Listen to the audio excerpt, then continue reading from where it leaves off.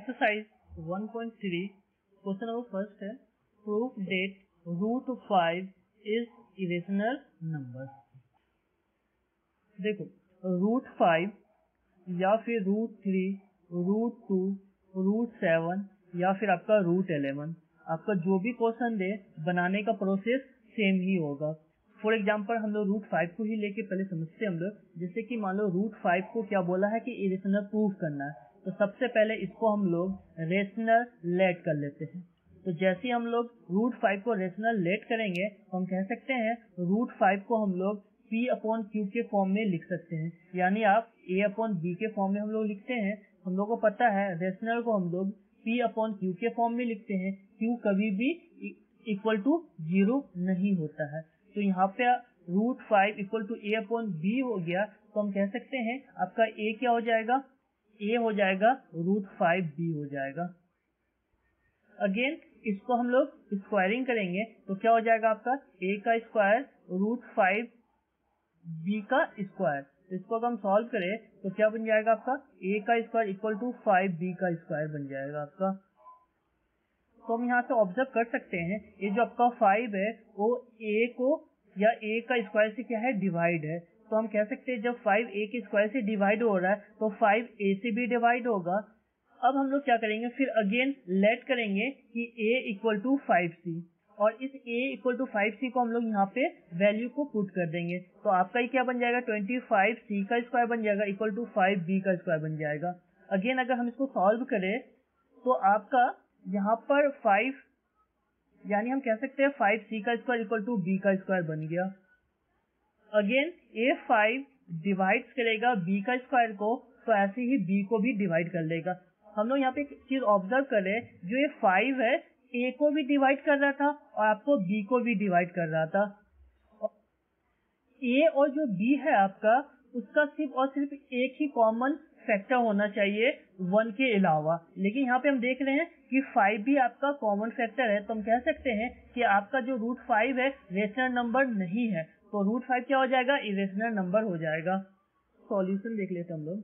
Solution, let root 5 is a rational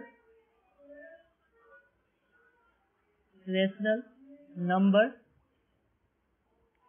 and it can be written in the form A upon B, where A and B does not equal to 0 are co-prime, that is no common factor other than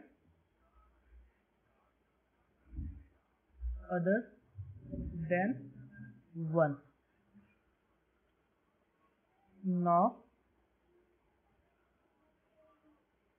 root 5 को हम लोग A upon B के form में लिख लेंगे। तो यहाँ पे अगर हमको A का वैल्यू निकालना तो कैसे निकल जाएगा, A इक्वल टू क्या हो जाएगा रूट 5B आ जाएगा। अब हम इसको क्या करेंगे स्क्वायरिंग कर लेते हैं। स्क्वायरिंग बोथ साइड, तो क्या हो जाएगा A का स्क्वायर हो गया आपका और रूट 5B का स्क्वायर हो गया। तो इसको सॉल्व करते हैं हम लोग, तो A का स्क्वायर इक्वल टू 5B का स्क्वायर आ गया आपका। इसको हम लोग इक्वेशन अभी 1 मान लेते हैं। इसको हम लोग इस फॉर्म में भी लिख सकते हैं B का स्क्वायर इक्वल टू A का स्क्वायर अपॉन 5।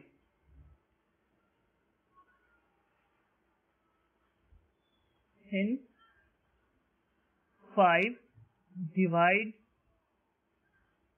A का स्क्वायर, 5 A के स्क्वायर को डिवाइड कर रहा है तो 5 A को भी डिवाइड करेगा। एक आपका रेशनल नंबर का क्या है थ्योरम है।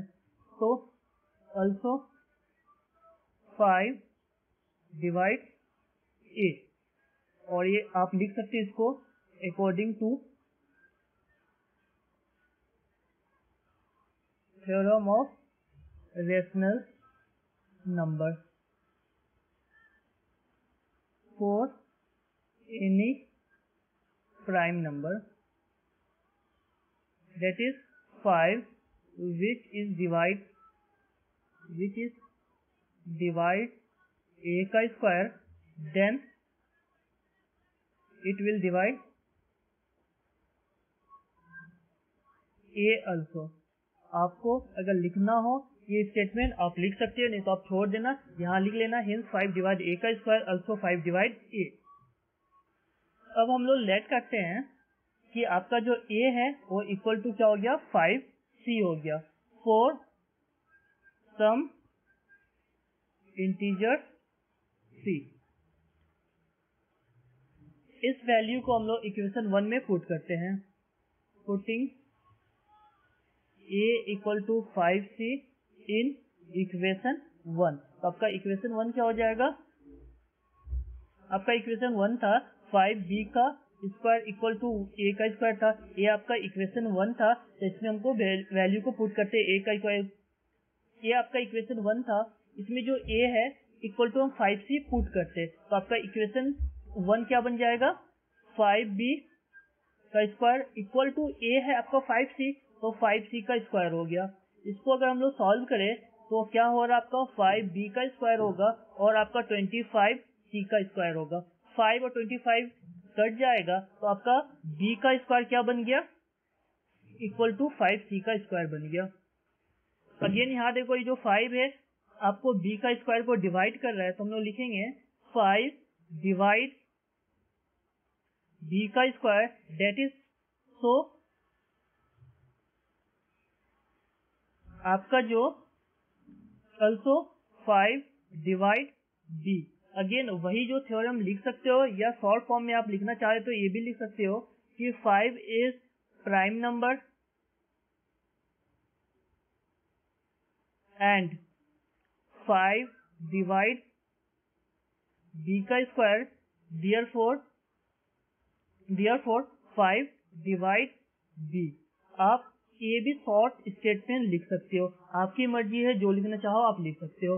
तो यहाँ पे हम लोग यहाँ पे क्या देख रहे हैं, जो 5 है इज अ कॉमन फैक्टर नजर आ रहा है, common factor of a and b, जबकि हमको पता है a b का कोई भी कॉमन फैक्टर नहीं होना चाहिए अदर देन 1. तो ये आपका जो कंट्राडिक्शन है वो क्या हो गया, गलत हो गया. हमारा जो एजप्शन था वो क्या हो गया, गलत हो गया. But it contradict the fact that a and b have no common factor other than 1.